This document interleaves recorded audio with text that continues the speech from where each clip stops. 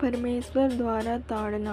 इस कारण जबकि गवाहों का ऐसा बड़ा बादल हमें घेरे हुए है, तो आओ प्रत्येक बाधा और उलझने वाले पाप को दूर करके वह दौड़ जिसमें हमें दौड़ना है, धीरज से दौड़ें और विश्वास के कर्ता और सिद्ध करने वाले यीशु की ओर अपनी दृष्टि लगाए रहें, जिसने उस आनंद के लिए जो उसके सामने रखा था, लज्जा की कुछ चिंता ना करके क्रूस का दुख सहा और परमेश्वर के सिंहासन की दाहिनी ओर बैठा।